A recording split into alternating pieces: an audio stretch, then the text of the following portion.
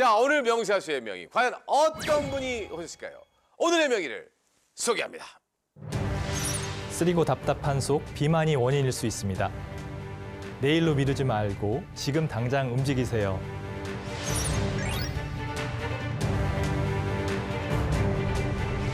자, 오늘의 명의를 모셨습니다. 반갑습니다. 안녕하세요. 안녕하세요, 교수님. 네, 안녕하십니까. 차의과대학교 소화기내과 송경호 교수입니다. 오늘 송경호 교수님과 어떤 이야기를 좀 나눠볼까요?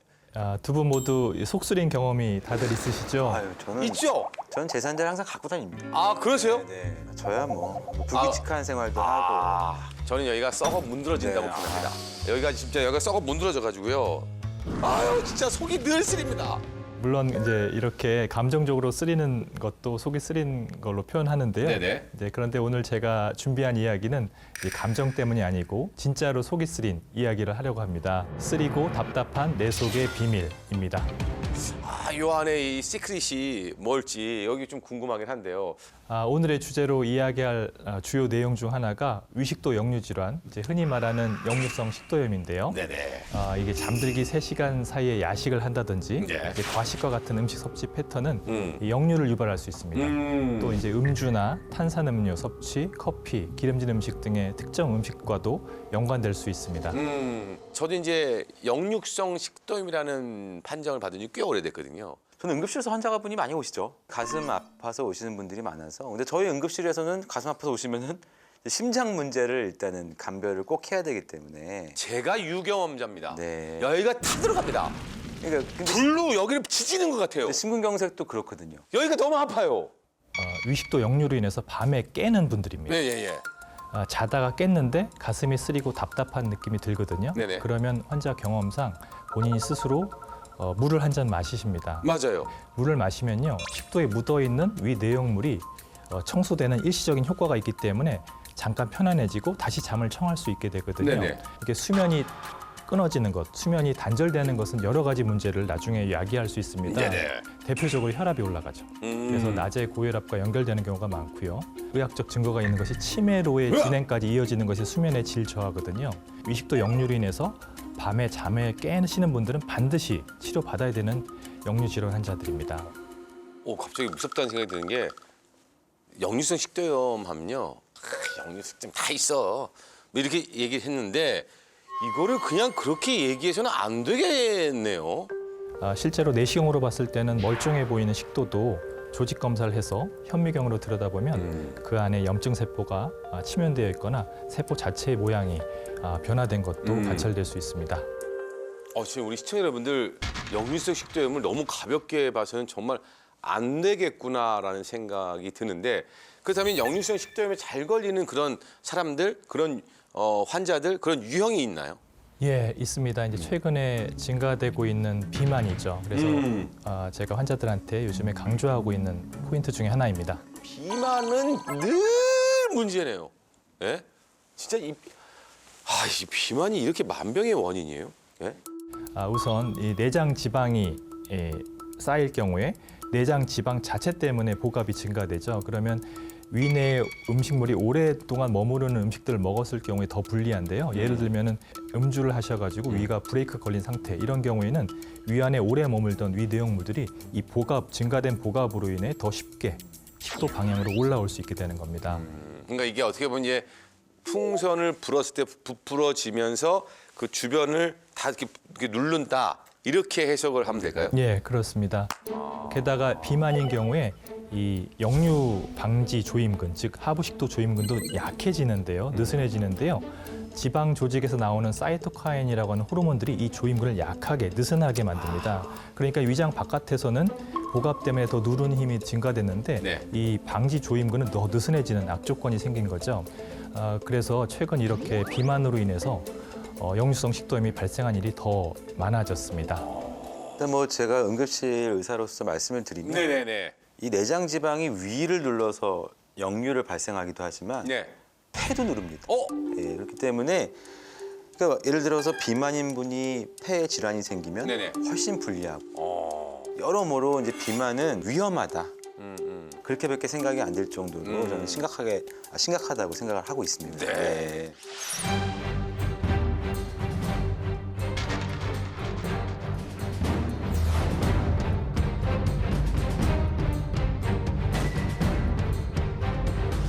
온 미드에서 다이어트를 강조하고 있지만 음. 이제 아이러니하게도 비만 환자는 점점 늘어나고 있고요. 유례가 없을 정도로 많은 사람이 비만 혹은 과체중인 상태인 거죠. 그래서 어쩌면 지금은 이제 비만의 시대가 아닐까 생각합니다.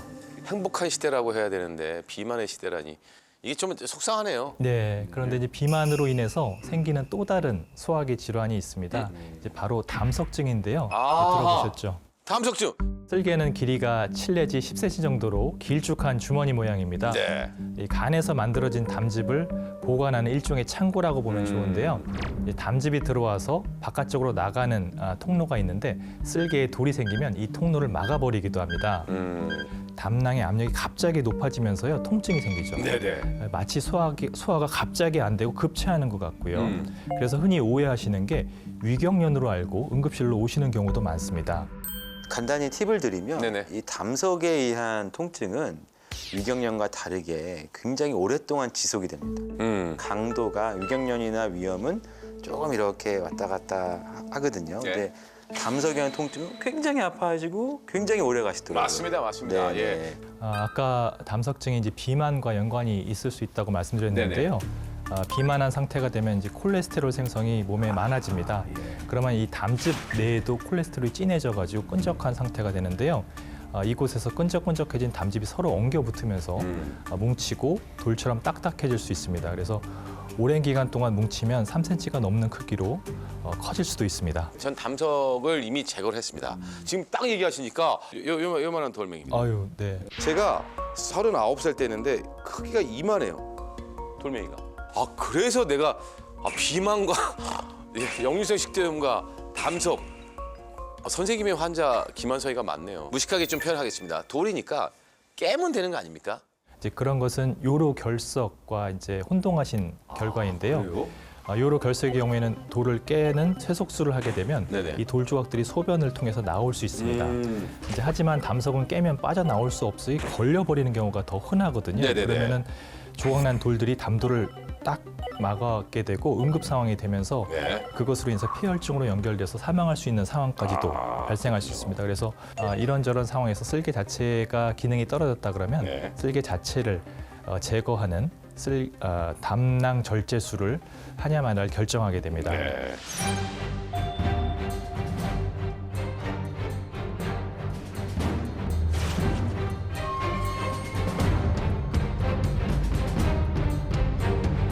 돌이요, 교수님. 결국 살이 급격하게 찌시면서 발생했다고 볼 수도 있대요. 잠깐만요. 그렇죠? 제가요? 그 당시였을 거예요. 네. 김한서 씨가 살이 확 찔 때가 있었거든요. 네. 맞죠? 그러네. 그 당시에 이제 그게 생겼을 가능성이 높다는 말씀이시네요. 네, 맞습니다. 네. 한 가지 더 추가 말씀드릴 질환이 있는데요. 쓸개 위에 있는 간입니다. 간에도 지방이 쌓여서 지방간이 되고 또 염증이 겹치면은 지방 간염으로 이어질 수 있습니다. 아, 이거 어쩐지 이제 저는 예전에 응급실에서 일할 때는 네네. 간염, 그럼 대부분 이제 알코올릭성, 그죠? 술 때문에 생기는 그렇죠. 경우가 술잔 많은데 돌리고 막 이런 거. 요즘은 그런 것보다는 술 안 드시는 분들도 간염이 많이 생기더라고요. 그러면 이게 맞아. 결국 비만하고 관련이 있을 수 있네요. 네, 맞습니다. 네. 통계를 보더라도 이제 과거에는 알코올성 지방간 환자와 비알코올성 지방간 환자의 숫자가 비슷했거든요. 이제 그런데 근래 최근 7, 8년 사이에 이 비알코올성 지방간 환자의 숫자가 많이 급증하였습니다. 그래서 비알코올성 지방간의 주요 원인이 또 과체중 내지는 비만이거든요. 그래서 이제는 간질환과 관련 있는 요인이 술보다는 비만 쪽으로 되고 있는 것이죠. 이 지방 간염이 중요한 이유는 이 나이가 드시면서 간경화까지 갈 수 있습니다. 간이 작아지고 문드러지는 상태. 그래서 수명이 한마디로 짧아질 수 있고 간암까지도 진행할 수 있기 때문에 임상적으로 매우 중요한 상황입니다. 오늘의 주제가 그래서 쓰리고 답답한 내 속의 비밀이었지 않습니까? 네. 그래서 이제 비밀을 아시겠죠? 그래서 네네. 바로 비만이 원인이기 때문에 김한석 씨께서도 지금 바로 관리를 시작하셔야 됩니다.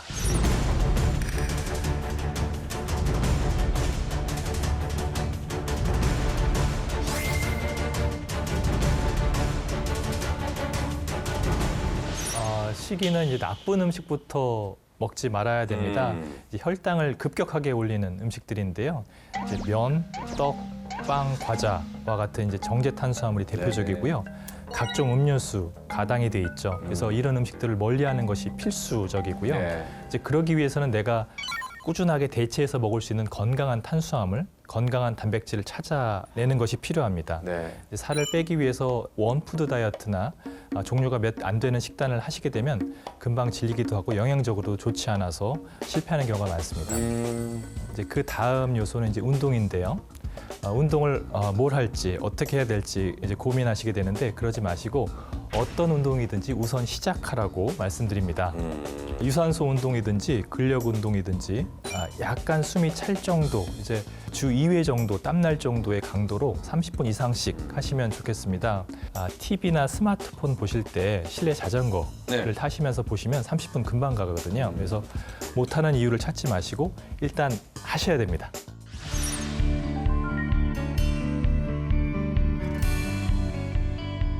훨씬 분명한 이득이 있는 건강의 3가지 요소를 챙기시기 바랍니다. 먹는 것, 많이 움직이는 것, 잘 자는 것, 이런 건강 생활 습관에 진심이시기를 바랍니다.